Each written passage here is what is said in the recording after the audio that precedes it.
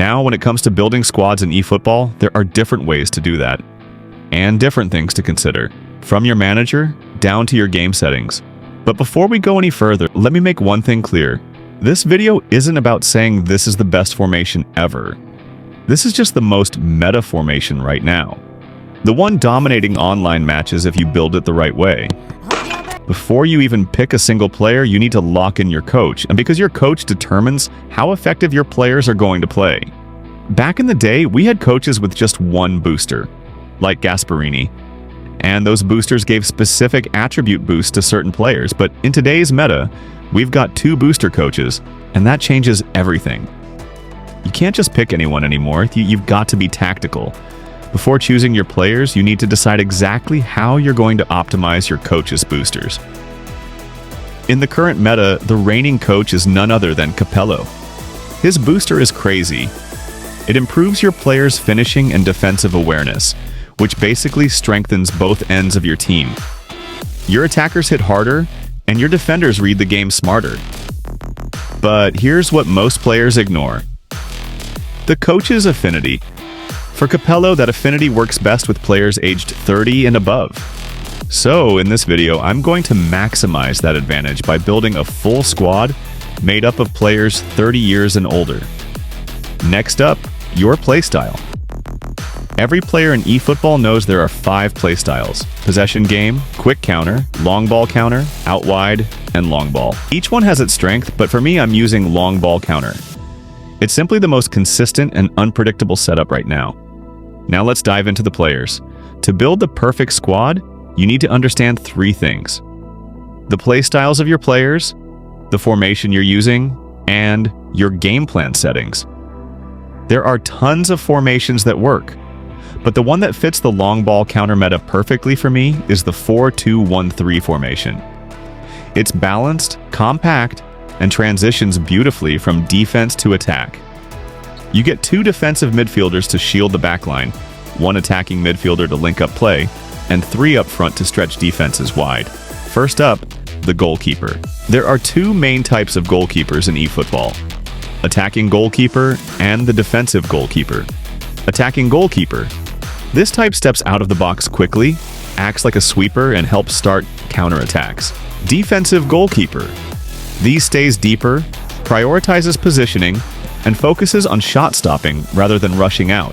For the long ball counter playstyle, you want a keeper who can either start quick plays or defend stubbornly under pressure.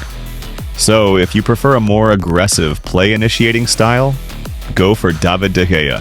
His reflexes and long passes help launch counters instantly. But if you like to sit deep and stay unbreakable, then Peter Schmeichel is your guy. His positioning, reactions, and command of the box fit the defensive core of long ball counter perfectly. Now let's move into the heart of your defense, your center backs. There are 3 main center back playstyles in eFootball: the build-up, the destroyer, and the extra frontman. And listen, if you want a strong, balanced defense, the way you pair these playstyles matters more than most people realize. When you're using 2 center backs, whether in a traditional 4-defender setup or a slightly modified shape, here's how to do it right. You can pair them as build-up plus destroyer, build-up plus extra frontman, or even 2 build-ups if you want a calmer, possession-based backline. But whatever you do, never pair 2 destroyers.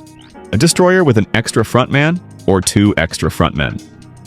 Those combos break structure, make your line chaotic, and leave dangerous gaps in transition.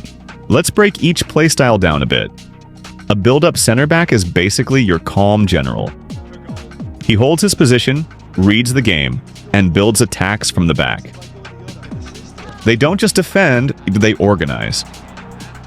The destroyer, on the other hand, is your enforcer. He's aggressive, steps out early, wins duels, and breaks play before it becomes a threat. And finally, the extra frontman.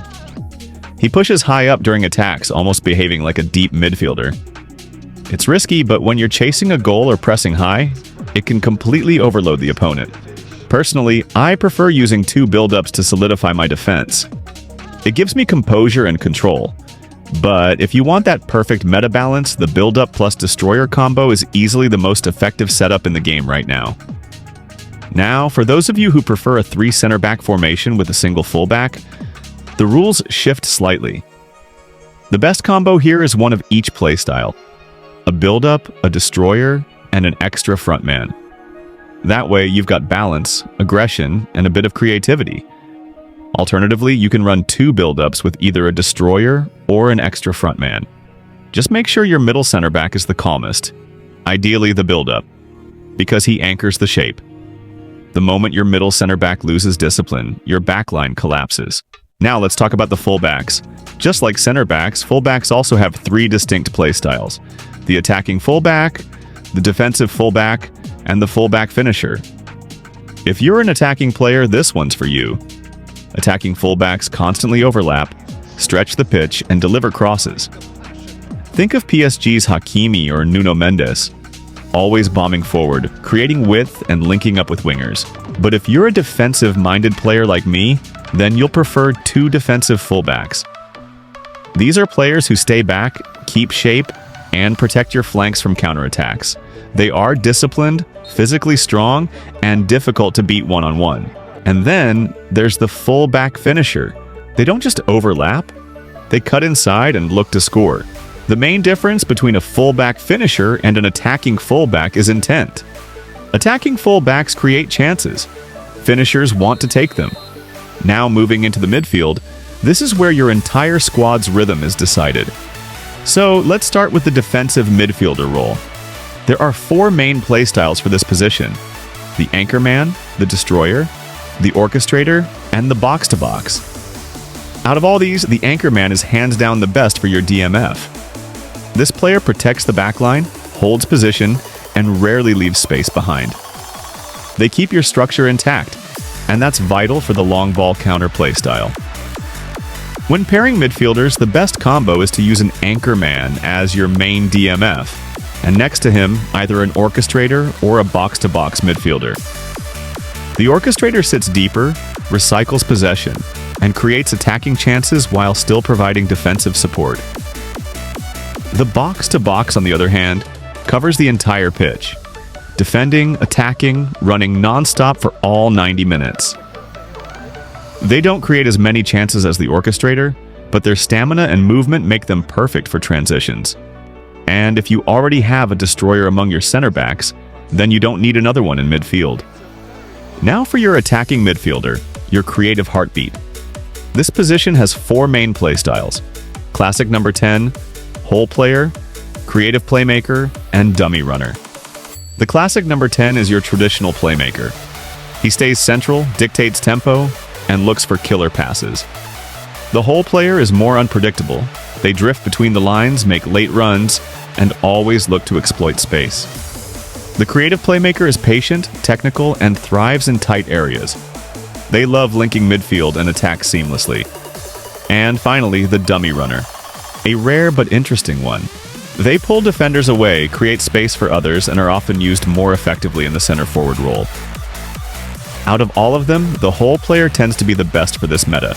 They're unpredictable, fast, and they directly support your forwards without crowding the midfield. They keep defenders guessing. And that's what you want when breaking low blocks. Next, let's talk about the wingers. There are several playstyles for this role, but the combination that works best in the current meta is prolific winger plus roaming flank. The prolific winger stays wide, attacks directly, and focuses on cutting inside to shoot or deliver final passes. The roaming flank moves freely, switching sides, drifting centrally, and creating overloads. Together, they make your attack dynamic and unpredictable. But if you're someone who's really good at crossing, you can replace one with a cross specialist. Cross specialists stay wide, stretch the pitch, and deliver deadly balls into the box. Especially useful for target men or poachers. Still, no matter what combination you use, a prolific winger must always be part of your attack. Now, let's move into the center forward position. There are 5 playstyles here: goal poacher, dummy runner, fox in the box, deep lying forward, and target man. On some devices, you'll also find a special 6th one called the advanced striker. And if you're lucky enough to have that, it's hands down the best, because it's the perfect combination of the goal poacher and the deep lying forward. The goal poacher stays high, always looking for rebounds or quick finishes. The dummy runner creates space by dragging defenders away. The fox in the box thrives in crowded penalty areas, always sniffing out loose balls and rebounds. The deep-lying forward drops into midfield to link play and create space for wingers. And the target man uses physicality, holds up play, and dominates aerial duels. Now that the starting 11 is done, let's talk about your substitutes. One of the most overlooked parts of building a squad. Your subs aren't just backups, they're tactical weapons. You need players who can either maintain your structure or completely change the game when needed. Most times my fullbacks and wingers play the full 90 minutes. But sometimes, depending on your opponent or the scoreline, you might want to tweak your formation. So here's the smart way to build your bench. Always have at least one fullback finisher. Perfect if you're chasing a goal late on. Keep a destroyer and an extra frontman for defensive or attacking transitions. Your substitutes should have key skills, especially the super sub skill, which boosts their impact when coming on. For midfielders, make sure at least 2 have the game-changing pass skill. Ideal for when you're losing and need to create in the 60th minute. Include a fox in the box striker for chaos in the box, and ensure at least 4 of your players have fighting spirit. This helps win duels and stay composed under pressure. For the remaining spots, pick players you love. Remember, games are meant to be fun.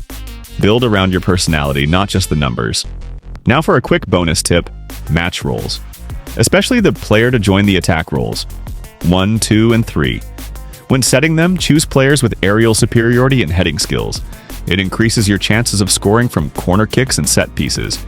It might sound small, but those little details can be the difference between a win and a draw. So that's it, guys. How to build the most tactical and best squad in eFootball 2025. I didn't say perfect, because you'll still lose sometimes. But right now, this is the best system, the most balanced setup, and the most meta way to dominate online matches. Drop a comment telling me your own squad setup, what coach you're using, and what formation works best for you. And I'll feature the best ones in the next video. Don't forget to like, subscribe, and share this with your teammates.